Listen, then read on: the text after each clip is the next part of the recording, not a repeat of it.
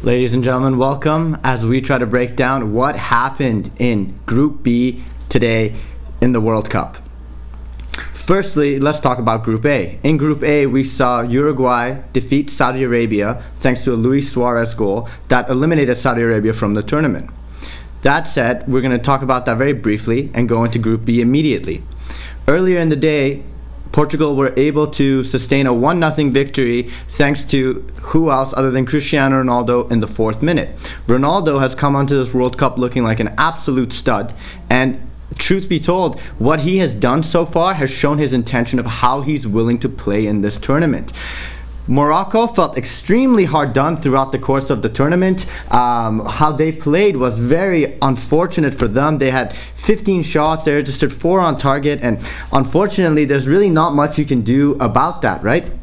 So, Portugal won 1-0, eliminating Morocco from the World Cup. Let's not forget who was leading Group B. It was Iran, Team Melli, holding it down after game week 1.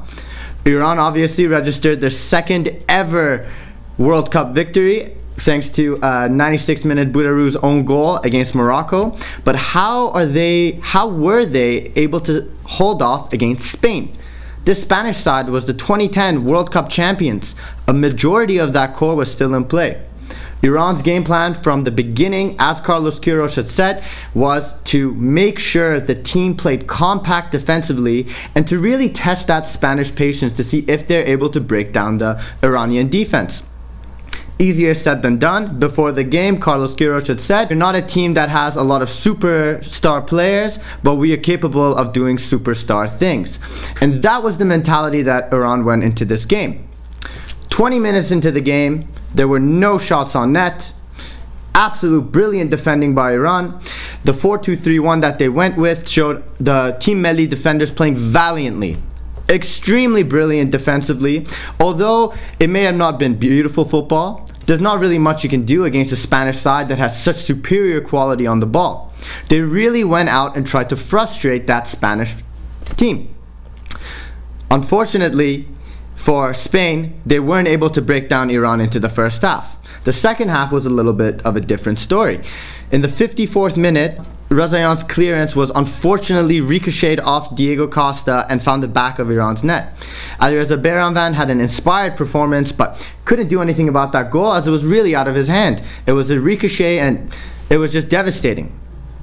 10 minutes later, it looked like Iran had equalized, but Saïd Ezzatoloye appeared to be offside on the goal that he had scored, and even though the team Iran and all of their fans went jubilation into the stadium, the goal was rightfully disallowed thanks to VAR. Iran's creativity really came out in the latter stages of the second half. They went about doing their business offensively. Some inspired substitutions that saw Ehsan Safi come off and Milan Mohammadi come on really opened up the flank. And in the 81st minute, there was a truly fantastic little piece of skill by Amiri, who ended up nutmegging Gerard Piqué of Barcelona in Spain. And he set up a brilliant cross for Mehdi Taremi, who couldn't even head the ball onto net. Iran wasn't able to muster one shot on target. They had their attempts, but what can they do? They had 7 shots, 0 on target. That speaks volumes. I will say this though, for a Spanish side that is to be touted as one of the best defensive teams, they looked extremely vulnerable on Iran's counters. This Iranian team is far from eliminated in this World Cup. Group B's current standings have Spain up top with 4 points. Then it is Portugal with 4 and Iran with 3, and Morocco's been eliminated. Iran's future in this World Cup comes down to their last game against Portugal. Iran, if they can do more or less of what they did today, even more so going forward than they did against Spain, against Portugal, they'll be in a much better spot. They were able to hold their own on the counters. I had higher hopes for Sardar Azmoun. I thought he could have played better. This game that was played in Rubin Kazan Stadium. Sardar Azmoun plays in the Russian league. This was his home stadium.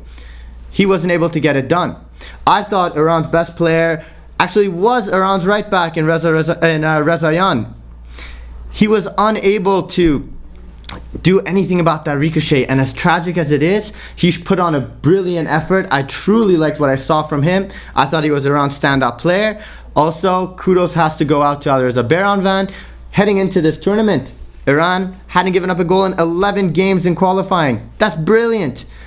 Hard done against Spain. Not much you can do against that Diego Costa goal, which was very fortuitous to say the least. But Iran will respond positively against Portugal. At least they have to do so if they have any hopes of progressing into the knockout stages. Again, heartbreaking result for Iran, but we will see how this team pans out against Portugal. Carlos Queiroz is, of course, of Portuguese descent. This might be a huge game, and I expect Iran to go out, and if they have any chance of progressing, they need to go out and beat Portugal, which of course is easier said than done. Team Melli fans, hold your head up high. We played brilliantly, and it's going to be a truly exciting final week in Group B.